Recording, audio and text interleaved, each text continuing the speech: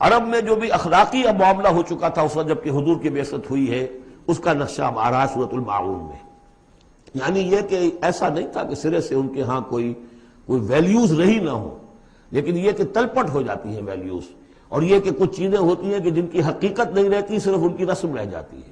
جیسے آج ہمارا حال ہے، رہ گئی رسم اذاں روح بلالی نہ رہی، فلسفہ رہ گیا تلقین غزالی نہ رہی.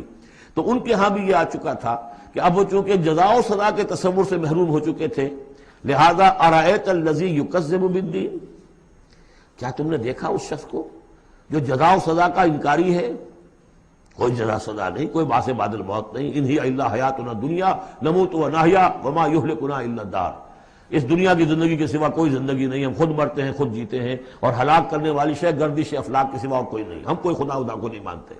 ایسے لوگ بھی تھے ان میں. ظاہر بات ہے کہ اس شخص کا کردار کیسا ہو جائے گا جو جزا و سزا کا منکر ہے. وہ تو یہی ہوگا بابر بیش کوش کہ عالم دوبارہ نہیں اس طرح. جب کوئی اور زندگی دوبارہ ہے ہی نہیں، یہی زندگی ہے، کھاؤ پیو عیش کرو، جہاں ہاتھ پڑ سکتا ہو ڈالو، جو چیز حاصل کر سکتے ہو کر لو. کیوں جھجک رہے ہو کہ یہ برا ہے اور یہ اچھا ہے اور یہ جائز ہے اور یہ ناجائز ہے؟ پھر تو طریقہ یہی ہوگا. تو وہ کردار کیا بنتا ہے اگر جزا و سزا کا انکاری ہوگا انسان؟ تو کردار کیا بنے گا؟ فَذَلِكَ الَّذِي يَدُعُّ الْيَتِيمَ، وہی ہے کہ جو یتیم کو دھکے دیتا ہے. کیوں کھلائے یتیم کو؟ کون سا فائدہ ہے اسے سے؟ وَلَا يَحُضُّ عَلَىٰ طَعَامِ الْمِسْكِينِ، اور کسی مسکین کو کھانا کھلانا خود تو درکنار، کسی اور کو بھی اس کے لیے کوئی تلقین کرنے کو تیار نہیں. اس لیے کہ اندیشہ یہ ہے کہ میں اسے تلقین کروں گا تو پلٹ کر مجھ سے نہ کہے کہ تم کیوں نہیں کھلاتے. فَوَيْلٌ لِّلْمُصَلِّينَ، ان کے ہاں نماز تو ہے، نماز کا حلیہ انہوں نے بگاڑ دیا ہے. وہ سورہ انفال میں ہم پڑھ چکے ہیں، سیٹیاں بجاتے تھے، تالیاں بجاتے تھے، لیکن وہ نماز سمجھتے تھے اسے.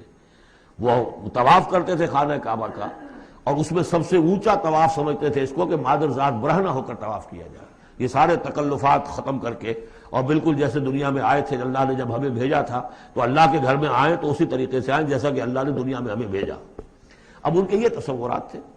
فَوَيْلٌ لِّلْمُصَلِّينَ الَّذِينَ هُمْ عَنْ صَلَاتِهِمْ سَاهُونَ، تو تباہی ہے، ہلاکت ہے، بربادی ہے ان نماز پڑھنے والوں کے لیے جو اپنی نمازوں سے غافل ہیں.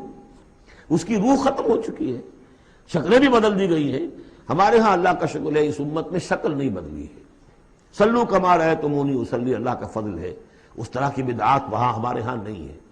لیکن یہ ہے کہ روح جو ہے، روح نماز، حضور قلب.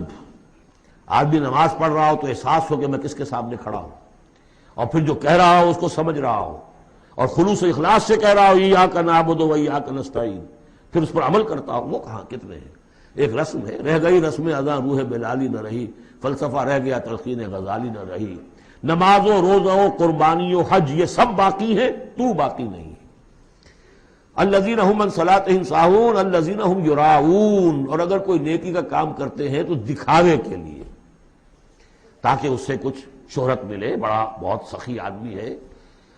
وَيَمْنَعُونَ الْمَاعُونَ، لیکن ان کی شخصیت کے اندر پستی کا عالم یہاں تک آ گیا ہے کہ عام استعمال کی چیزیں بھی مانگے تاگے نہیں دیتے. عرب میں بھی رواج تھا بھئی کہیں سے کسی کے چولہے میں سے کوئی انگاری لے آؤ تاکہ ہم آگ روشن کر لیں.